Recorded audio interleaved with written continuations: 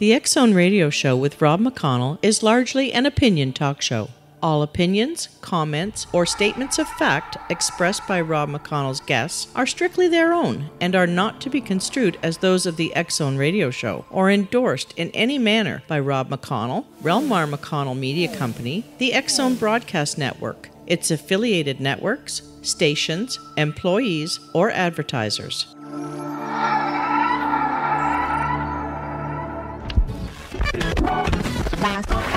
All Hit Radio.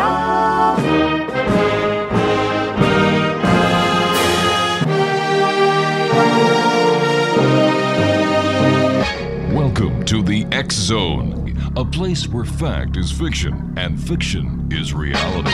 Now, here's your host, Rob McConnell. Welcome back, everyone. My name is Rob McConnell. This is the X Zone, coming to you worldwide on the all-new X Zone Broadcast Network and Talkstar Radio Network. Our worldwide toll-free number is 1-800-610-7035. That's 1-800-610-7035. Email address xzone@xzoneradiotv.com. On MSN Messenger, xzoneradiotv@hotmail.com. At our websites, www.xzoneradiotv.com and xzonetv.com. My guest this hour is a gentleman that we had on way too long ago. His name is Joseph Farrell, and he was born in Sioux Falls, Dakota. He attended John Brown University, where he earned a BA in Biblical Studies and Philosophy in 1979. He completed his master's degree in Theological and Historical Studies at Oral Roberts University in 1983 and obtained his PhD in Patristics from the University of Oxford in 1987. From 1988 to 2001, he was adjunct professor for Langston University and the University of Oklahoma, teaching courses in medieval history, ancient philosophy, medieval philosophy, the philosophy of science, and interdisciplinary seminars including such subjects as management theory, ethics, physics, biology, and music. Now, long interested in the interdisciplinary studies, and particularly the interface between physics and history, he is the author of several books, including the Giza Death Star, the Giza Death Star Deployed, Reich of the Black Sun, SS Brothers of the Bell, Secrets of the Unified Field, the Nazi, I'm sorry, I can't read that writing. International. All right, thank you. Cosmic War, Giza Death Star Destroyed, we also talked about earlier, and The Philosopher's Stone. Joining me now is Joseph Farrell. And Joseph, welcome back to the X Zone. How are you? Hey, pretty good, Rob. Thanks for having me back. It's a great pleasure having you back. And I'm sorry, I've got a bit of a cold that's developed over the last couple of hours, so if I go blank on you, that's because I'm muting the mic to clear my throat. Well, I join you in having the cold. I'm in the same boat. Oh, wow. Tell me, since you and I last talked, you've got 6 new books, and you're still going strong. You've got 2 more books coming out. Where do you find the time? Well, that's a good question. I'm doing this full time right now. I've reached the point that my writing is barely self-supporting, so it's at the point now that I have to write. So I do that pretty much all the time. Now, when we come back from the commercial break that we have to take very shortly, Joseph, I'd like to talk to you about the Death Star and the Giza Death Star Deployed, as well as the Reich of the Black Sun, because last time you were on, we received so much email about these 2 topics, and I think last time you were on, we were just on the Talkstar Radio Network, but right now we're on several networks, and I want the world to know about you, your books, and how they can find you, your books, and get them, because they are fascinating reading. Well, basically, the easiest way I would imagine, particularly up in Canada, would be to contact Amazon.com and then just Google my name on Amazon, and the books will come up.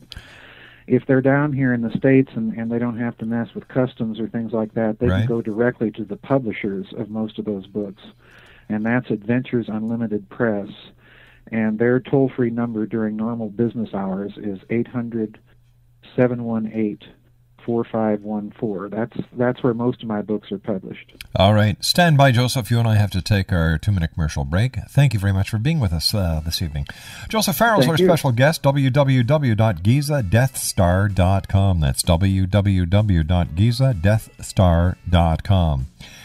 As I've been saying all week, if you can give to the people in Haiti, please do so by going to the Red Cross websites in Canada and the United States. www.redcross.ca for our Canadian listeners. And for our good friends in the great US of A, www.redcross.org. Don't feel bad if you can't give any money. I know times are hard, but please, if you can't help by sending a couple of bucks or whatever down to the Red Cross, please, your prayers will also be greatly appreciated. Joseph Farrell and I will return on the other side of this commercial break as the X Zone continues from our studios in Hamilton, Ontario, Canada, live and around the world on the all-new X Zone Broadcast Network and the Talkstar Radio Network.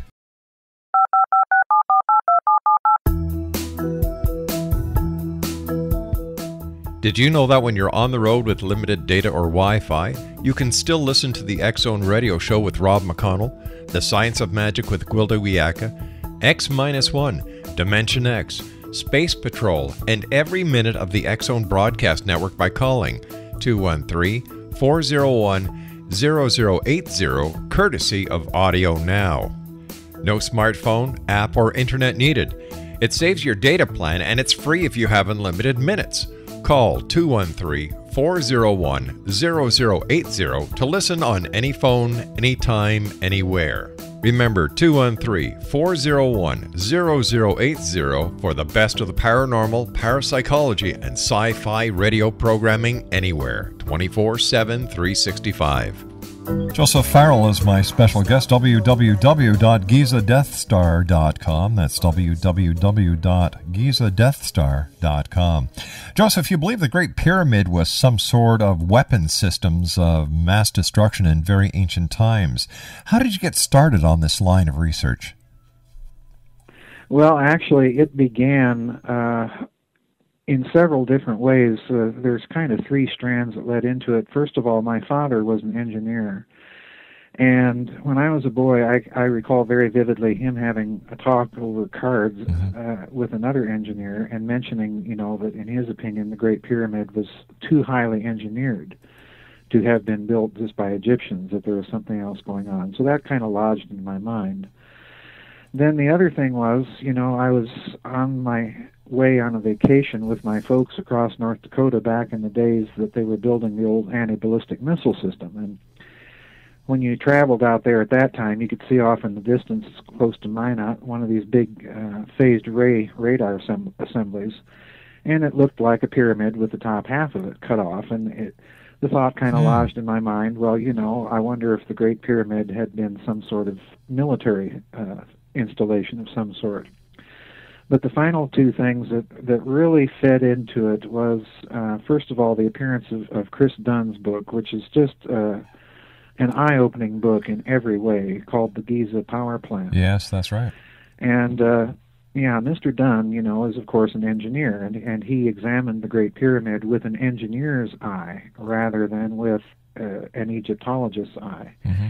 And he came to the conclusion, very radical, but nonetheless very tightly argued, that the Great Pyramid was some sort of machine. And in his opinion, of course, he thinks it was a machine to produce power of some sort. Well, the final thing was, when I read Zecharia Sitchin's book called The Wars of Gods and Men, in that book, he cites an ancient Sumerian epic called the Lugal-A. And in reading it, I discovered that Sitchin made the argument that it really, throughout the entire work, is referring to the Great Pyramid. And he also mentions, kind of in passing, which really astonished me, that he thought that the pyramid had been used as some sort of a weapon, but he himself never followed up on that idea. And so all of that kind of jumbled together in my mind. I don't know how else to describe it. And set me off examining that hypothesis. Could you make a case that it might have been some sort of weapon? So I started reading, I've always had an interest in physics, so I started pulling up a bunch of physics papers to see if it might possibly be argued as a speculative case that this thing indeed functioned as a weapon at some point, and much to my surprise, I discovered that you could make a very tightly argued, though certainly still speculative case that it could have been used that way. But what kind of weapon system would the Great Pyramid have been? Well, it is very difficult to describe without getting into a lot of details, but the first thing that I want people to put out of their mind is that this is the kind of weapon that you point and aim and shoot. Okay.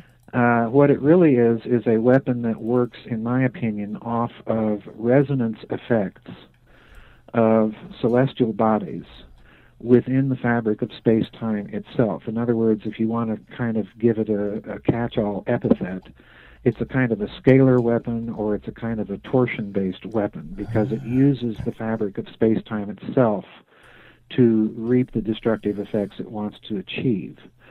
So in that sense, it is, in my opinion, a very, very sophisticated machine.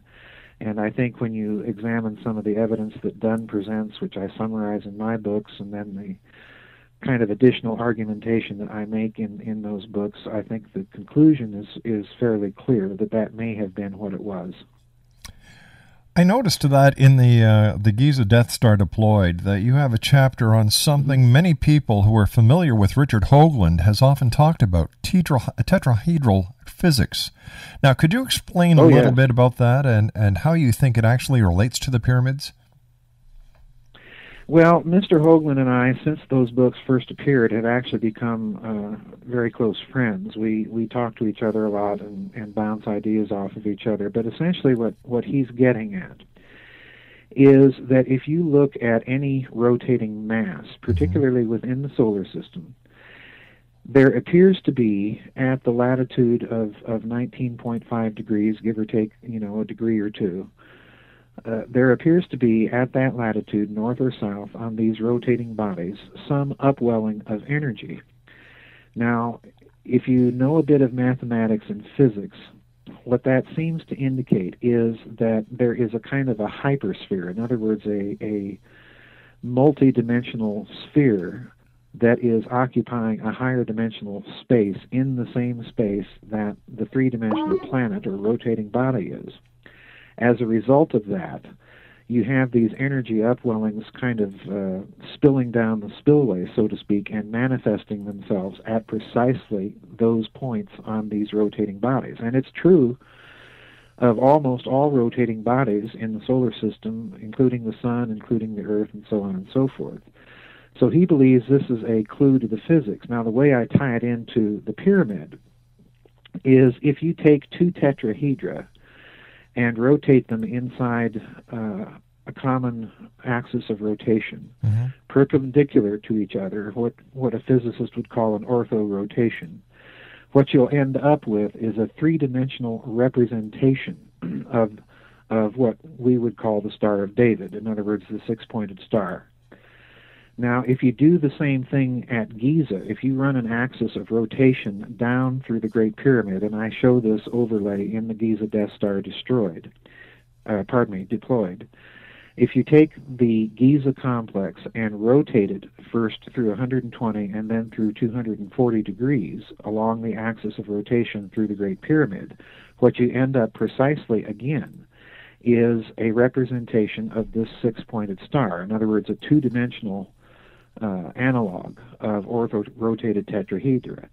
So that to me tells me if the pyramid is first a machine, and secondly a weapon, and thirdly a machine or a weapon that is reliant upon distortions in the fabric of space-time, which distortions are caused by rotation itself, then this implies to me that the entire compound of Giza was laid out to incorporate one and the same kind of physics hyperdimensional tetrahedral physics that Mr. Hoagland has been talking about for so many years. So that kind of in the Cliff Notes version is what I think the connection to be. All right, I have to ask you at this point, where did the ancient Egyptians, I nearly said ancient magicians, the ancient Egyptians get this technology?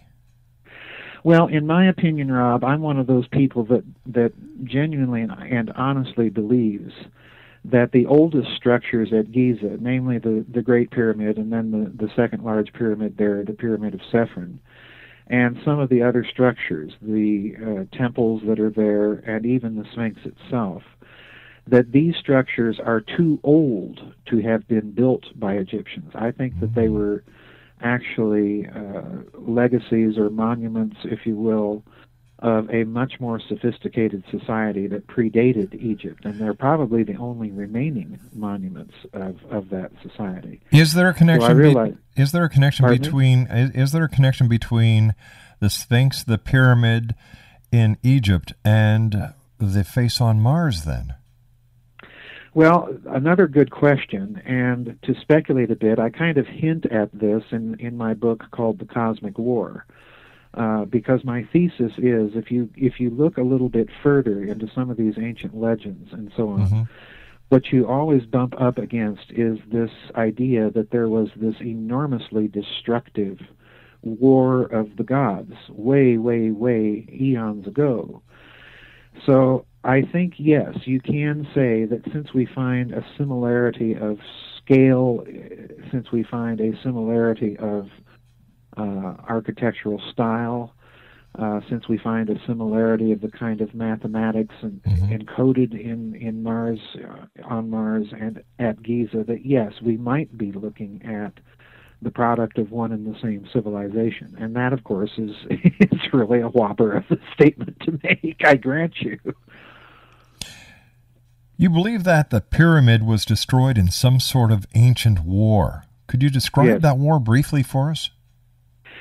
Yeah, I outline that whole scenario, like I say, in The Cosmic War, but briefly, I believe that the pyramid, if you read Zechariah Sitchin, and more particularly, read the actual Sumerian epic that he cites, and I do cite that epic in its entirety in The Cosmic War, and incidentally, I also cite it in an accepted, approved academic translation. In other words, I do not use Sitchin's translation to make this case. But if you look at this epic, what it actually is describing is something that does appear to have been a pyramid of some sort, that does appear to have been used as a weapon, and that does appear to have had components removed. So the way I'm thinking, Rob, is that this war was fought in part precisely to destroy not only this weapon, but the people or gods or whoever was wielding it, and make this thing inoperative, render it non-operational. So, the war was really kind of fought in a certain sense like our modern wars to prevent nuclear proliferation, to deprive certain rogue nations of a massively destructive technology. And that, incidentally, is clear when you read these ancient Sumerian epics. That is precisely the motive that they give you for this massively destructive interplanetary war, was to destroy a technology. Joseph, stand by. You and I have to take a commercial break with the news. Very interesting. Joseph P. Farrell is our special guest, X-Zone Nation. www.gizadeathstar.com. That's www.gizadeathstar.com. Joseph and I will be back on the other side of this commercial break with the news as the X-Zone continues live and around the world from our studios in Hamilton, Ontario, Canada, right here on the all-new X-Zone Broadcast Network and the Talkstar Radio Network.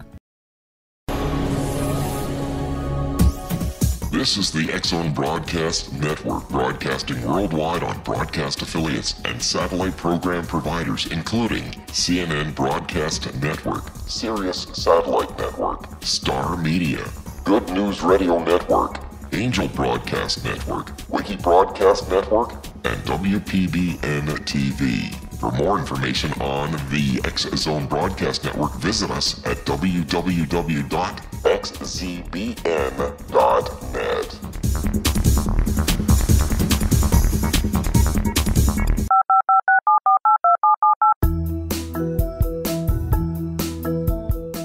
Did you know that when you're on the road with limited data or Wi-Fi, you can still listen to the X Zone Radio Show with Rob McConnell, The Science of Magic with Gwilda Wiyaka, X-1, Dimension X, Space Patrol, and every minute of the X Zone Broadcast Network by calling 213-401-0080, courtesy of Audio Now. No smartphone, app, or internet needed. It saves your data plan and it's free if you have unlimited minutes. Call 213-401-0080 to listen on any phone, anytime, anywhere.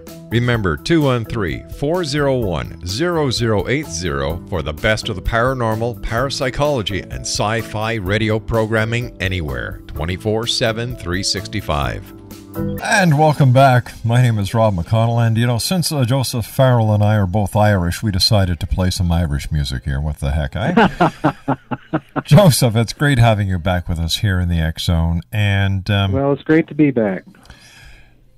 We were talking about possibilities of pre-existing civilizations throughout history, and it certainly opens up a door to an entire new way of looking at the world, but it makes perfect sense.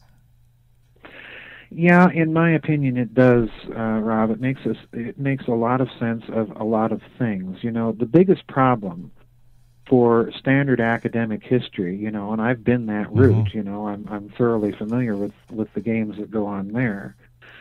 The biggest problem for that history is how do we explain the sudden emergence of civilizations like Egypt and Sumer, which seem to just spring into existence, fully formed, fully fledged, with these very complex societies, with an obvious knowledge of the basics of mathematics and astronomy, with construction skills, the whole thing. Right. The evolutionary model of the progress of civilizations just really breaks down when you come to those two in particular, because there's no antecedent for them. They just are suddenly there.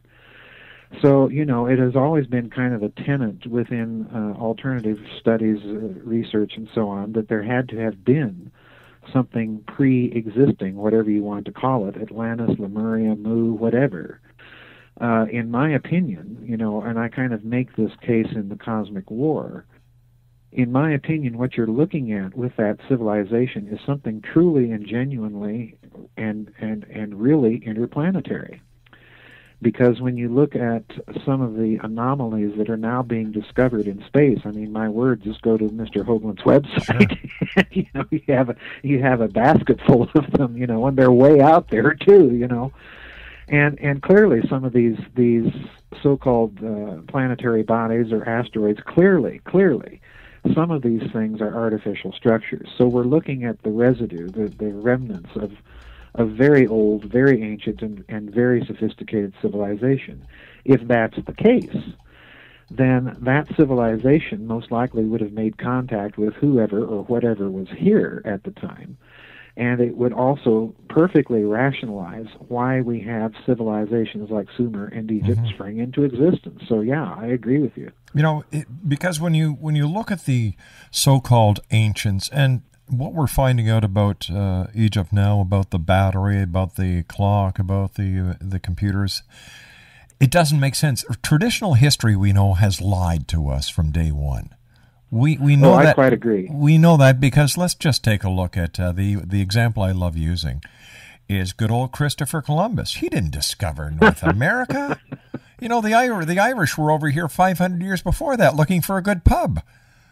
Yeah, exactly.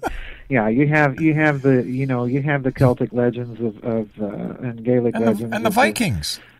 And the Vikings, the voyage of St. Finian and St. Columba. Exactly. And, even Columbus in this respect, and it's now just coming out in the last few years, that he was probably relying on some of these medieval portal lands that were closely held secrets of some of these esoteric fraternities back then in order to journey to the New World. And it's looking as if Columbus himself sold Ferdinand and Isabella a bill of goods, I'm going to find you a quick route to the Spice Islands of the East, when in fact he was probably looking for the New World to begin with on the basis of some of these ancient medieval maps. So, again, we've been fed a bit of a chimera, a bit of a charade in history as far as I'm concerned. Let me put it to you in the way that many of the Exo Nation can understand. We've been lied to. That's it. Yeah, that's it. That's the bottom line. and what about Admiral Peary's map?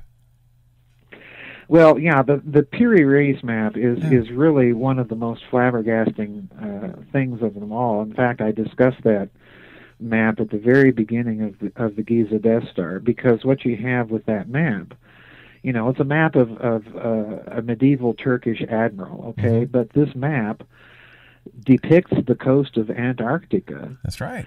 Which wasn't even discovered at the time, And not only that, it depicts the coastline of Antarctica accurately, and that coastline is buried under hundreds of feet of ice.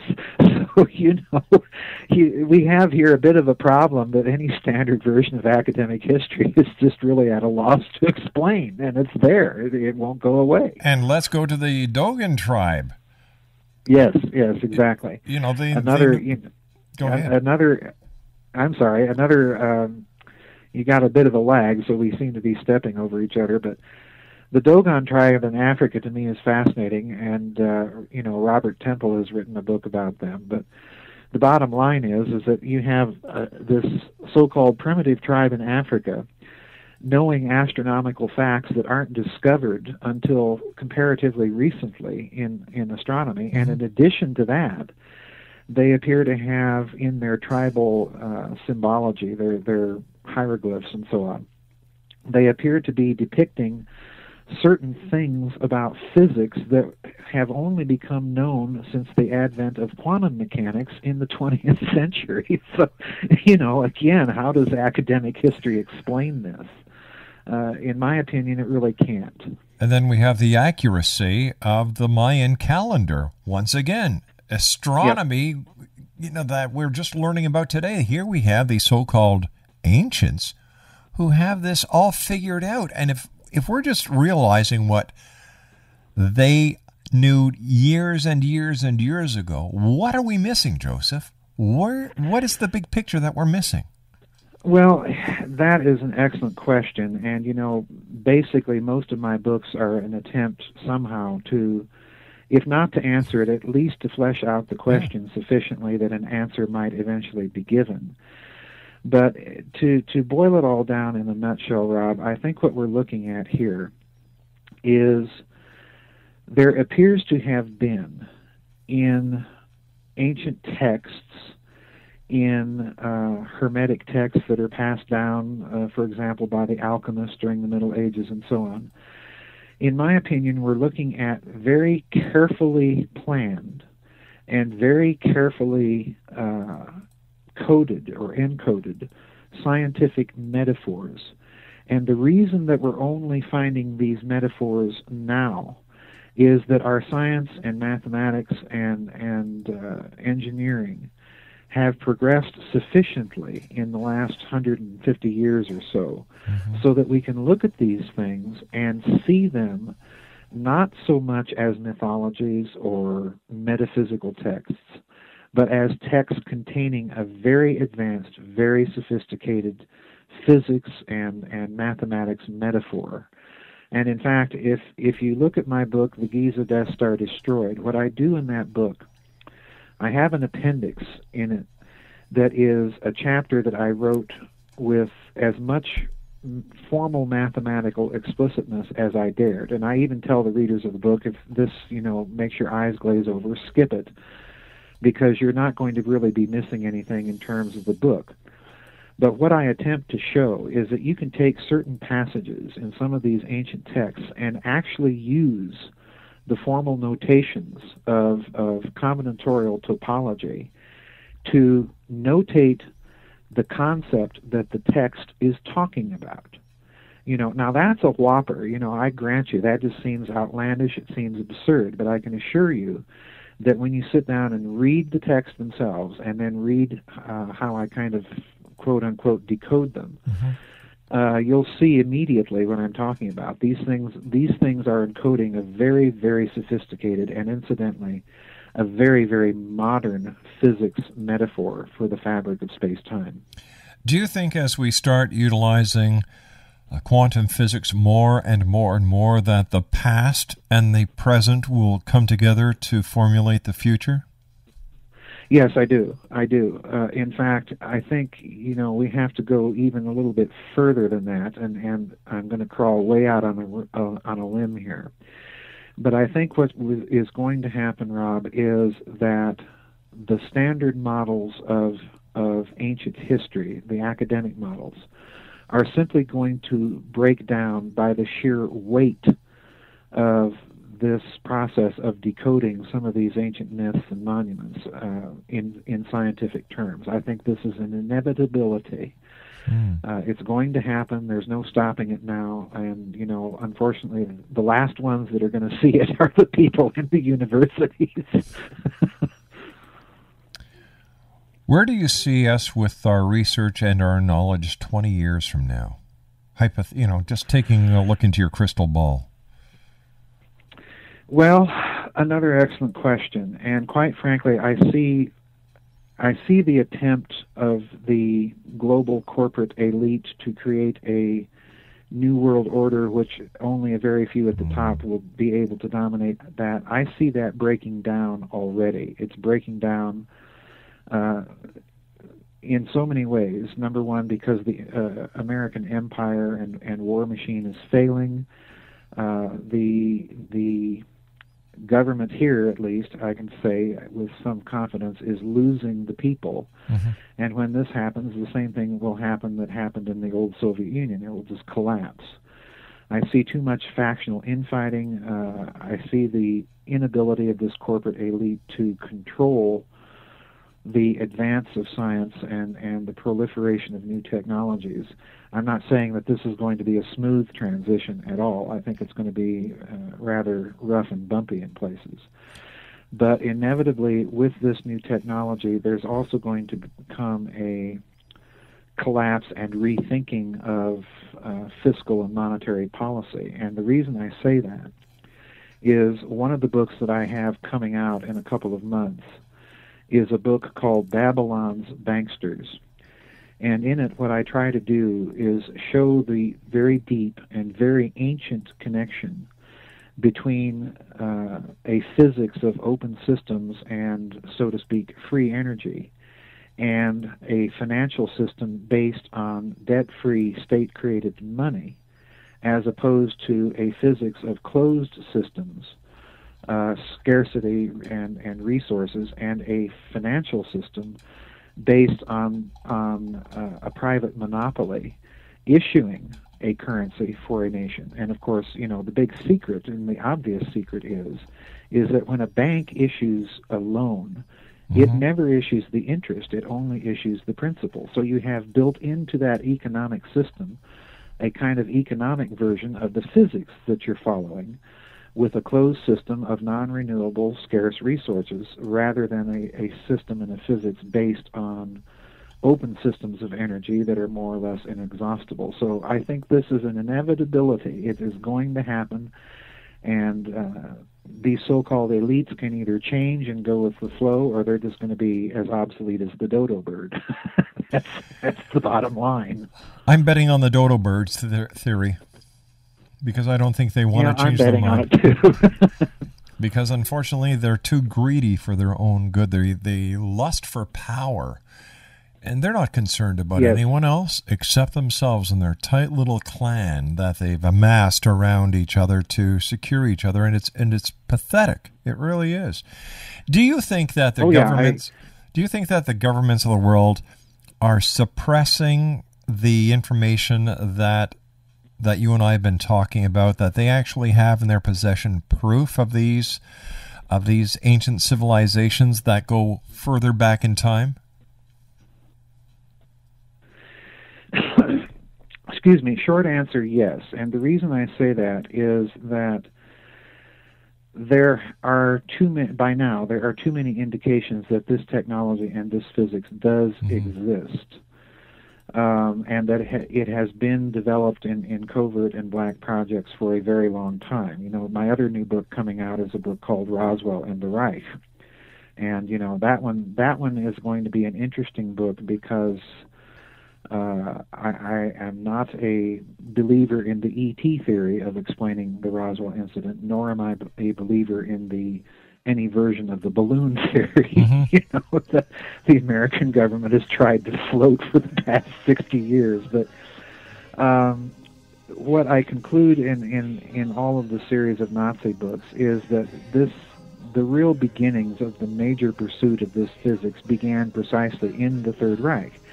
And again, what are we dealing with there? Well, we're dealing with a nation-state, a technologically sophisticated and powerful one, that was pursuing not only this very different kind of physics, but that also made, as part of its fiscal policy, it completely jettisoned the idea that a private monopoly central bank has Joseph, the right we've got to take a commercial break. Please stand by. Joseph Farrell's my special guest. GizaDeathStar.com. We'll be back right after this break. Don't go away. This is the X-Zone Broadcast Network, broadcasting worldwide on broadcast affiliates and satellite program providers, including CNN Broadcast Network, Sirius Satellite Network, Star Media, Good News Radio Network, Angel Broadcast Network, Wiki Broadcast Network, and WPBN TV. For more information on the X-Zone Broadcast Network, visit us at www.xzbn.net.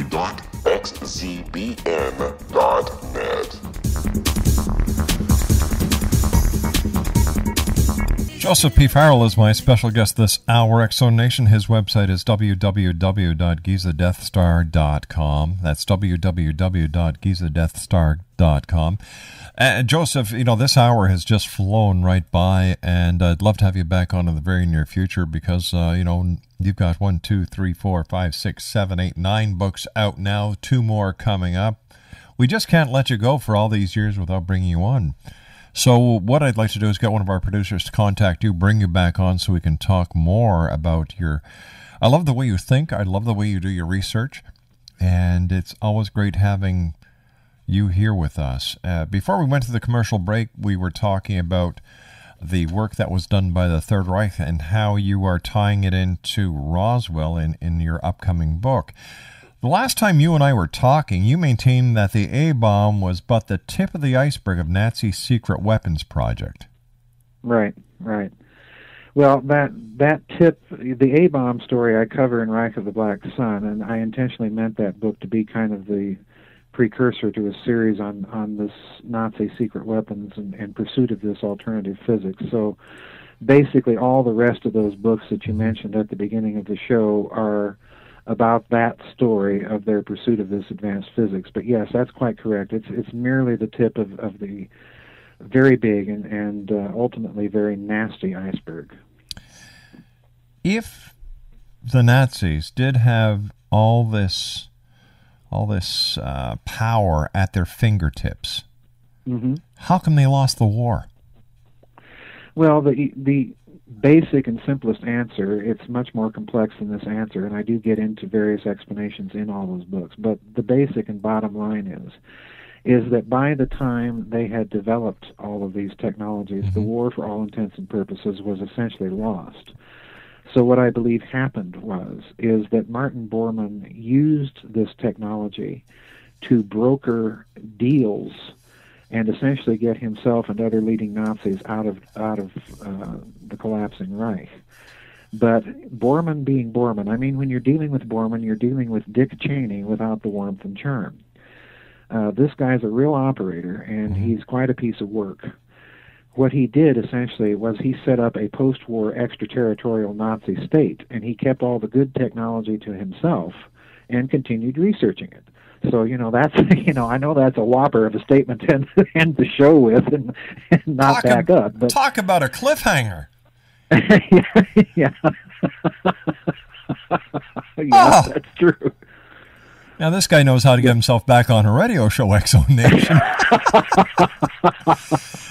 Joseph, we've run out of time for tonight, but I look forward to the next time that you're with us here in the X-Zone Nation. Thank you very much for sharing your time with us, and for giving the world a very refreshing way of looking at the mysteries that we have on this planet and coming up with some plausible theories that make a lot of sense. Joseph P. Farrell, take care of yourself. Nice talking to you again. And Joseph's website, X-Zone is www.deathstar.com. That's www.deathstar.com. Coming up next with me on the other side of the news at 6.5 minutes past is the one and only Jim Hickman. We're going to be talking about UFOs. That's coming up after the news as the X-Zone continues from our studios in Hamilton, Ontario, Canada on the all-new X-Zone Broadcast Network and Talkstar Radio.